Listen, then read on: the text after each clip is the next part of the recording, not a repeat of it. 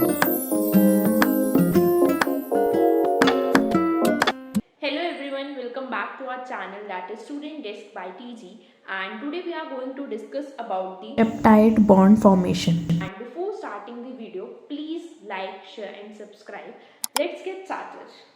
आज हम बात करेंगे बेटा प्रोटीन फॉर्मेशंस की। प्रोटीन्स हमारे कैसे बनते हैं। तो जैसे कि हम लास्ट कुछ वीडियोस में जो है वो अमीनो एसिड के बारे में बात कर रहे थे। तो बेटा अमीनो एसिड्स जो होते हैं हमारे बिल्डिंग ब्लॉक होते हैं। अमीनो एसिड्स की अगर हम बात करें तो ये हमारे बिल्डिंग ब्लॉक होते हैं प्रोटीन फॉर्मेशन के। क्या है, ये हमारे बिल्डिंग ब्लॉक है प्रोटीन बनाने के लिए। अगर आपको प्रोटीन बनाना है तो आपको अमीनो एसिड्स चाहिए होंगे। अभी तक हमने पढ़ा है कि हमारे 20 अमीनो एसिड्स होते हैं। तो यही 20 अमीनो एसिड जो है वो आपस में मिल के जो है वो आपका क्या बनाते हैं बेटा, प्रोटीन बनाते हैं।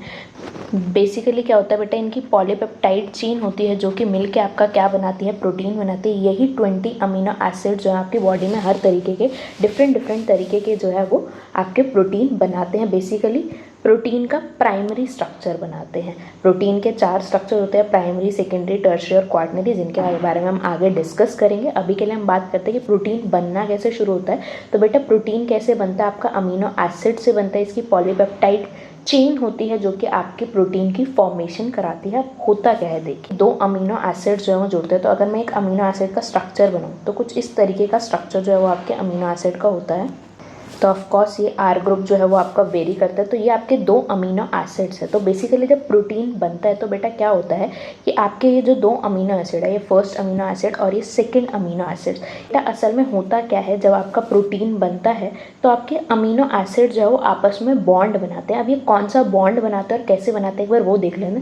तो बेसिकली होता क्या है बेटा, ये जो आपका फर्स्ट कार्बन है इसका कार्बोक्सिलिक ग्रुप और इधर से जो सेकेंड कार्बन है उसमें अमीनो ग्रुप का हाइड्रोजन, ये दोनों आपस में क्या करेंगे बेटा, रिएक्ट करेंगे और एक वाटर मॉलिक्यूल की फॉर्मेशन कराएंगे। अब जब इन्होंने वाटर मॉलिक्यूल की फॉर्मेशन करा दी तो यहाँ पे क्या बनेगा बेटा, CCO NH COOH HR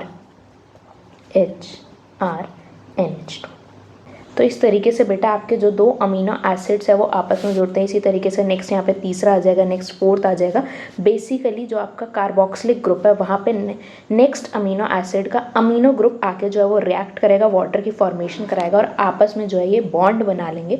और इस बॉन्ड को बेटा हम बोलते हैं पेप्टाइड बॉन्ड। इस बॉन्ड को हम क्या बोलेंगे बेटा, पेप्टाइड बॉन्ड बोलेंगे। 2 अमीनो एसिड्स के बीच में जो बॉन्ड बनता है उसको हम बोलते हैं पेप्टाइड बॉन्ड। और यहाँ पे कौन सी रिएक्शन हो रही है बेटा, तो यहाँ पे हो रही है हमारी कंडेंसेशन रिएक्शन। आप सभी को बताया था कि जहाँ पे भी वाटर मॉलिक्यूल रिलीज होता है वहाँ क्या बोलते हैं हम, कंडेंसेशन रिएक्शन बोलते हैं या फिर डिहाइड्रेशन सिंथेसिस बोलते हैं। तो जब भी आपका प्रोटीन बनना होगा, 2 अमीनो एसिड्स को आपस में जोड़ना होगा, ये काफ़ी सारे अमीनो एसिड्स को आपस में जोड़ना होगा, तो बेटा एक अमीनो एसिड का कार्बोक्सिलिक ग्रुप और नेक्स्ट अमीनो एसिड का अमीनो ग्रुप, ये दोनों आपस में रिएक्ट करेंगे, वाटर मॉलिक्यूल रिलीज कराएंगे और दोनों में क्या बन जाएगा बेटा, आपका पेप्टाइड बॉन्ड बन जाएगा। इसलिए जब भी आप देखोगे कि हमेशा जो प्रोटीन होता है वो N2C टर्मिनल चलता है और हमेशा C टर्मिनल पे जो है वो आपका जो है कोई भी रिएक्शन आके जो है वो रिएक्ट करती है, क्योंकि हमेशा C टर्मिनल जो है वो फ्री होता है, इधर उसका N टर्मिनल जो है वो बिजी हो चुका है। तो इसलिए हमेशा जो आपका प्रोटीन होता है वो N2C टर्मिनल होता है। तो उसका रीज़न यही है कि जो भी नेक्स्ट अमीनो एसिड आएगा उसके लिए कार्बोक्सिलिक ग्रुप फ्री है और उधर से उसका N टर्मिनल फ्री है, तो वो दोनों आपस में रिएक्ट करके पेप्टाइड बॉन्ड बनाते हैं।